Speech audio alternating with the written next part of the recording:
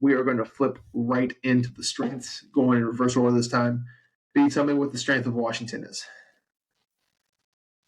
Yeah, so we kind of already hit on it, but it's their offense, right? Led by Michael Penix Jr. You got Rome Odunze or Dunze. I feel like I always say that name wrong. Sorry, Rome. Jalen Polk and Dylan Johnson back there in the backfield. They're putting up 504 yards a game. That's sixth best in the country. They're putting up 41 points a game. That's fifth best in the country. They can score at will, man.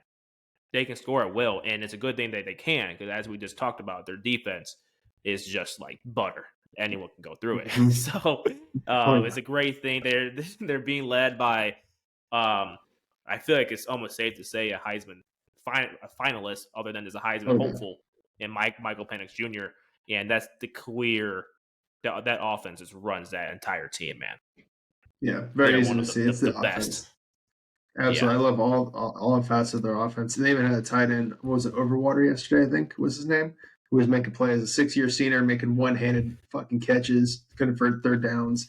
I love the tenacity of their left tackle, number 55. I don't remember his name off the top of my head. Michael Penix Jr. looks like the left-handed Lamar Jackson to me. I don't know why he does, but he always just seems he looks so much like him, like physically speaking, like a left-handed Lamar. The way they throw is almost identical. I know he doesn't have the athletic ability of Lamar, but it's funny to me. Anyway, I know kind of a little bit of a concern for the offense coming into the year was their run game. Johnson has looked spectacular. You know, he's really turned it on the past couple of weeks and just put the team on his back when they needed it, converted long third downs or set them up on third and shorts, or had like a back-breaking big run, which you love to see. Yeah, again, obvious for me, it's the offense. They have so many weapons there. Moving on up here to the east side. Tell us about Florida State. What's the strength of Florida State? Yeah, so we kind of talked about it, but I think their remaining schedule for at least the regular season is a strength. Like the ACC is not that strong this year. If they just do what they need to do, take care of, business, you know what I'm saying? They should go out and they should make the playoffs. Just win out, do what you need to do, beat the teams who you need to beat, and just get there. I also love their offense. They're led by experienced quarterback and Jordan Travis. He's a leader of that team. They're not as high powered as a Washington offense, but they do their job, man. They get 440 yards a game. It's actually more per game than Washington. Or no, I'm sorry. Sorry. I'm losing my mind here. They get 445 yards a game, so it's 23rd best in the country. They put up 38 points a game, which is 13th best in the country. So again, another high-powered offense that kind of carries this team here. And again, if they just take care of what they need to, they're an easy shoo-in for the playoffs. Yeah, I agree. I'll say, to me, it almost look like an NFL stock on offense. I really love the way they run. Makes a lot of star power there. Keon Coleman has definitely surprised me. I thought he was coming as like just a speed dude, transferring from, I think it was Michigan State. He was averaging 17 yards of reception there. He has looked like a true X receiver. He looks like a number one dude. I think Johnny Wilson isn't getting enough talk about that he should as a 6'7" receiver. He looks like the second coming of Mike Evans to me. Oops, sorry. The running back, Trey Benson, veteran leadership, who's, again, got to be one of the top backs in the country who really doesn't get a whole lot of attention. But yeah, that offense has looked spectacular. Like we mentioned, Mike Norvell seems like a coach of the year candidate, and he possibly should win it. He's improved that roster every year. They look like they're stable for the long run. Again, another team defensively, they just seem to be good fundamentally. They are top heavy that we mentioned. Yeah, I really like their offense. I like their blue chip players. I think as long as they stay healthy, I know they just lost their center potentially for the season, but as long as they can stay healthy the rest of the way, I think they can make the playoffs. And from there, anything can happen. But like we mentioned in the weakness portion, they're either going to get there and rise to the moment because they haven't played anybody, or they're going to get there and get blown out. So that for me, the strength is the blue chip players. All righty. Now, tell me about what you think about for Ohio State. What's the strength for Ohio State? Yeah, Ohio State's strength is definitely their defense right now. Their defense is second best in the country in points allowed. They're giving up 10 points a game. They're fourth best in yards allowed. They've given up 262 yards a game. And then you marry that with their offensive threats, which is another strength for them. I mean, we know who they have. We kind of talked about that in the weakness segment. We don't have to go through it again here. But they have a lot of talent around that QB spot. So I think the defense, and if McCord can just be a good game manager and protect the ball and get to where it needs to be, which they have been for the most part throughout the entire season and worked out well. They're going to be, if they can somehow beat Michigan the last week of the season and sneak into the playoffs with their defense, they could make some noise. Yeah, I agree with you. I agree with you. I think their defense to me is top three in the country, like I mentioned in the weakness portion. Uh, it's gonna be for any time I watch them, they're just so fundamentally sound. They don't miss tackles. They don't allow yak. They don't let running backs get to the third level. Uh, they may not be putting up the sack and interception numbers you'd like to see from a top defense, but they just do all of the little things right that makes me feel like they're a top three defense in the country. Sometimes it's better to just do that, get off the field on third down, make a punt, than it is to have that big moment of a sack or a turnover. You know, they have to be getting off the field at like a 70% clip. Like, there's no way that they're giving up that many third downs. And I'd be really curious to see the numbers on it. We don't have it in front of us, but that's to my opinion why I think they're the top defense in the country. The other strength, obviously, is Marvin Harrison Jr. You know, your starting quarterback may not be fantastic, but when you get a guy like that, a Heisman caliber player at receiver, he's going to make your quarterback look right when he's wrong. He just does all the things right. I mean, like, there was a play yesterday. I think it was the first touchdown up the sideline where the corner was chest to chest with him in a position to make a play on the ball, and he didn't show his hands until the absolute last minute, which made the corner have no opportunity to make a play on the ball. It's little things like that make a difference in between an incompletion or a touchdown. Or I think it was a post from the slot that was a second touchdown. I'm sorry, the second touchdown was up the sideline, third touchdown was a slot post. And again, there's just so much separation. I mean, like I said before, I can make that throw, you can make that throw. Go on. I thought you had Oh your no, time. no, I was Oh, agreeing. Oh no, sorry. Yep. okay. Yeah. So to me, Marvin Harrison Jr. and that defense is the clear strength of the team to me. Is it good enough to win it all? I don't know. Maybe you guys can go down in the comment section and tell us what you think. But to me, that's definitely the bread and butter of that team. I'm sorry, we're not even mentioning the running back. Ohio State's Yeah, got Trey. yeah. Yeah, I'm sorry, yeah. yeah. If Trey Henderson.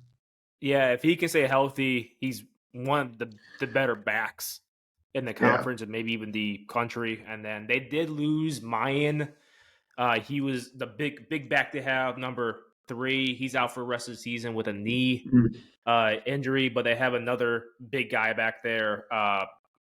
Chip, I think we call him, or I can't remember his actual name. I'm sorry, guy. But he's number 19. He's another guy. He's like 240 pounds, a bruiser. He was a transfer from Arizona State, where he played linebacker, and he transferred to Ohio Yeah. State last season. And they put him in the backfield because the backfield is just everyone's just beat up. Yeah. But yeah, if Henderson can stay healthy, man. Yeah. Plus, I'm high on Kate Stover. I know you aren't too fond of him. I'm pretty high on him. I like him. It doesn't mention all the plethora of talents they have at Ohio State. Moving on to we get to the top two now. Say something nice about the team you hate up north. Give me the strengths of Michigan. Yeah, I mean, I think Michigan is a very complete team. I mean, I think they're the best team in the Big Ten right now. And the biggest strength is their defense. They have the best defense in the country. They are first in fewest points allowed with 7.5 points a game, a touchdown. They are first in yards allowed, fewest yards allowed, with 232 yards a game. They're getting turnovers. They have 12 picks so far this season, so pretty much 1.1 per game. And that number is top 15 in the country. Not many teams move the ball at them. As we saw on Saturday against Penn State, Penn State couldn't do squat against that defense. And again, you can kind of pull up the strength of schedule. argument and say, well, who else have they played outside of Penn State? But Penn State was still a top 10 team, and Penn State couldn't get nothing on them. So that Michigan defense is stingy, man. It's beyond stingy. Yeah. Like I said, they're the best defense in the country. Yeah. I'm going to go a slightly different direction. I'm going to say the quarterback. I mean, J.J. McCarthy, like we mentioned before, with Penix being a Heisman candidate, J.J. McCarthy has squarely put his name into that conversation as well. He's been a top 3 quarterback in college this year, and he can win using his legs too, like we just saw versus Penn State when things weren't going right with his arm. Said, fuck it, put the team on my back and just took off with his legs, made things happen. I think we got a guy that's capable of doing that. I mean, you're always going to be in every game. We mentioned last season our concern with J.J. McCarthy was the inexperience, and he's clearly grown so much since the last time he made the playoffs. I can't wait to see what they do when they get there. Now, they have a guy who's been there before. He's seen it. They have Harbaugh. I will just throw out one of the curious things to me has been the absence of, I believe his name's Dylan Edwards, the running back number 7, who was so crucial for them last year down the run to make the playoffs and to make some noise in the playoffs. I mean, just the absence of him. I mean, I don't get it, but something's definitely going on there. I'm assuming he'll probably transfer after this year. But he was phenomenal last year, and they haven't even used him this year. So yeah. Let's get up to the number 1 team and the most obvious one here. What is the strength of the Georgia Bulldogs? I have here in my notes the entire team ? I mean, they don't have a hole anywhere like on that roster and their numbers. I mean, everything is great. I wouldn't be surprised. I said this during the other segment. Like, I wouldn't be surprised if they three-peat this season, right? If they can make it through their gauntlet of the rest of their regular season here. But their offensive numbers, they're 5th in the country for yards per game. They get 505 yards per game. They're 6th in points scored with 41 points a game. And then you marry that with their defense. Their defense is, they give up the 9th fewest yards per game, 290 yards a game, and they gave up the 6th fewest points. They gave up 15.6 points, so 16. Like, it's crazy, man. They have a top 10 unit on offense and defense, man. It's like that's why I put their entire team, even their coaching staff. Kirby Smart is like one of the best, if not the best coach right now in the entire country, right? So I put the entire team, and those are the numbers to kind of back it up. Yeah, I agree. And watch, guys, again, head down to the comment section. Tell us what you think. Is Georgia going to three-peat this year? But I'm right there with you. I didn't even write a strength on there because it was like the whole team. There's not a glaring hole on that roster anywhere. And since they are so great, we don't want to just sit here and tell you how great Georgia is all the time.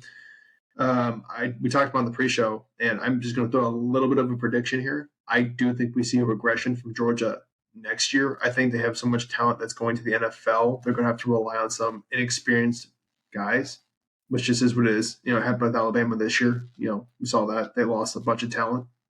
They got to rely on new quarterback, new offense, everything pretty much. I think we see that from Georgia next year. I don't think they're going to go for a four-peat. But, yeah, I don't see any holes. I mean, maybe you can mention the receivers, but even the receivers that we've seen have been so fucking good. They still have Brock Bowers. So, yeah, that roster top down is so well built. I think they're the easy favorite to win it all. Again, if they can survive their gauntlet of a season, they still have to play Tennessee, they still have to play Alabama. Then you're probably going to have to play Alabama again in the Big Ten. Not Big Ten, the SEC championship game. So, but tell us what you think, guys. Is Georgia going to three-peat it? Does someone else have a better chance than Georgia right now? Is there a weakness on Georgia that we're not seeing? Maybe a Georgia fan can hop in and let us know. But until next time, if you're watching the segment, it's been Emmett, it's been B. Thank you guys for tuning in.